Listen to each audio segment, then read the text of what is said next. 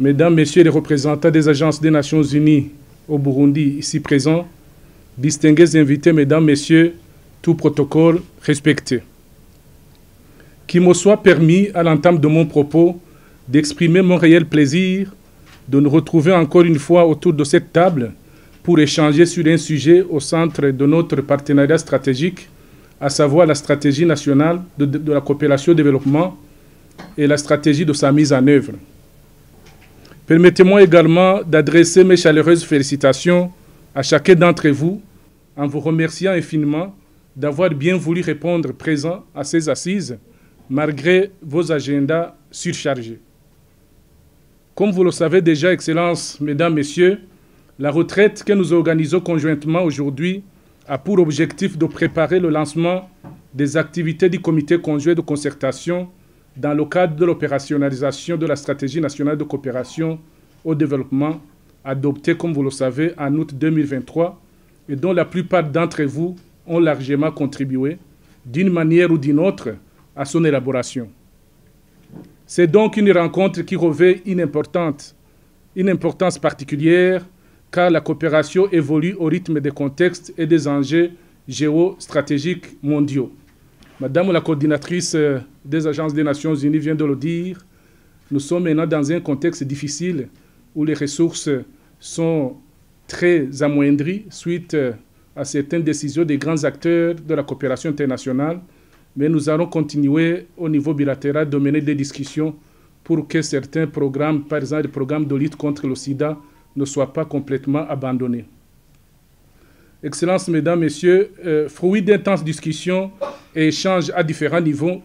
la stratégie nationale de coopération au développement a pour objectif global de favoriser une croissance économique soutenue, inclusive et durable au profit du peuple burundais dans son ensemble par un système de coopération de développement plus efficace.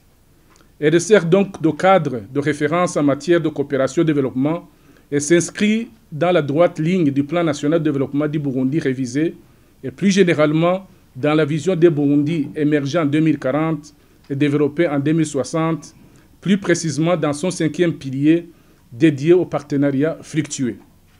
La stratégie nationale de la coopération au développement se fonde par ailleurs sur un idéal de coopération mutuellement profitable tel qu'il apparaît notamment dans les différents traités et accords internationaux. À cet égard, le gouvernement du Burundi est conscient que pour atteindre cet objectif, il est impératif de développer le leadership national de la coopération au développement, améliorer la coordination des interventions des acteurs de coopération et optimiser la mobilisation et la gestion des ressources à notre disposition. Excellences, Mesdames, Messieurs, distingués invités, pour une meilleure mise en œuvre de la stratégie nationale de la coopération au développement, il était normal et logique de prévoir un cadre d'échange et de dialogue entre le gouvernement et ses partenaires. C'est donc dans un souci d'efficacité et de concertation qu'en plus du dispositif de coordination au niveau national, il a été préconisé un mécanisme de concertation conjoint gouvernement-partenaire. La raison d'être de celui-ci est de permettre de discuter, d'échanger de façon constante et régulière sur les avancées en termes de coordination et d'efficacité de la coopération au développement. Au cours de cette rencontre, il sera donc question d'analyser les contraintes et les problématiques liées à la coopération au développement et prendre des mesures nécessaires à leur résolution dans l'unisson d'approche et de vision. Il est à noter que l'opérationnalisation d'un tel mécanisme repose sur l'engagement de part et d'autre, couplé à une organisation solide avec des mécanismes de dialogue, de concertation continue et ouvert à toutes les parties prenantes. Elle marque un moment clé dans notre démarche collective de renforcer notre coopération de plus en plus grandissante et pragmatique.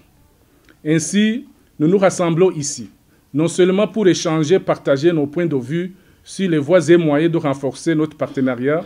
mais aussi pour poser les bases d'une collaboration fructueuse entre les différents acteurs, comme souligné précédemment, en vue de rendre ce comité opérationnel à tous les niveaux. Une collaboration accrue qui nous servira de tremplin dans la coordination et la canalisation des appuis au développement avec efficacité dans l'optique de répondre aux défis complexes auxquels nos populations sont confrontées à ce moment. À cet égard, il serait pertinent de nous poser des questions, de savoir qui fait quoi, où, comment et avec quelles ressources. Excellences, Mesdames, Messieurs, distingués invités, il est clair que le succès de cette nouvelle stratégie de la coopération au développement dépendra de 4 conditions essentielles,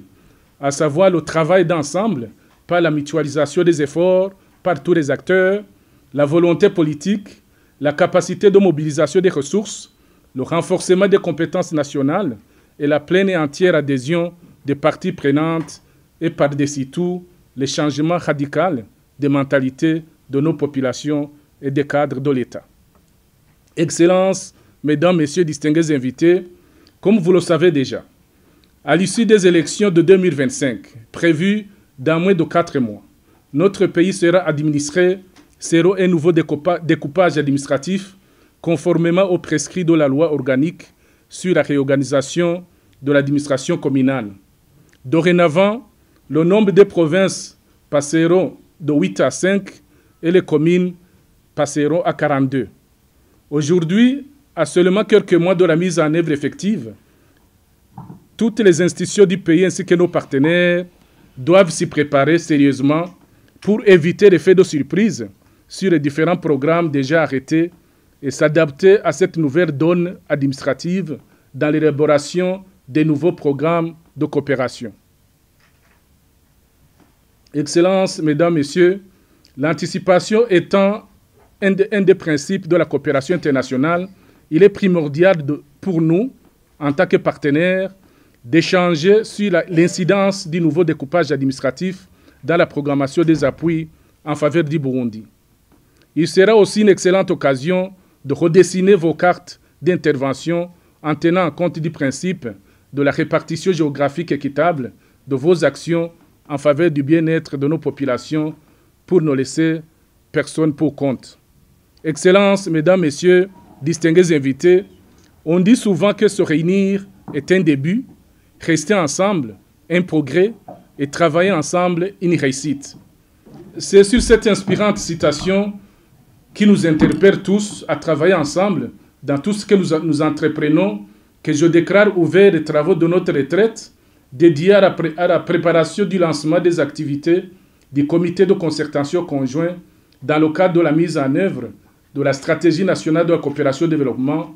un outil qui représente une approche intégrée, ambitieuse, pour transformer la coopération internationale en levier du développement durable, inclusif et harmonieux au Burundi. Je vous remercie de votre aimable attention.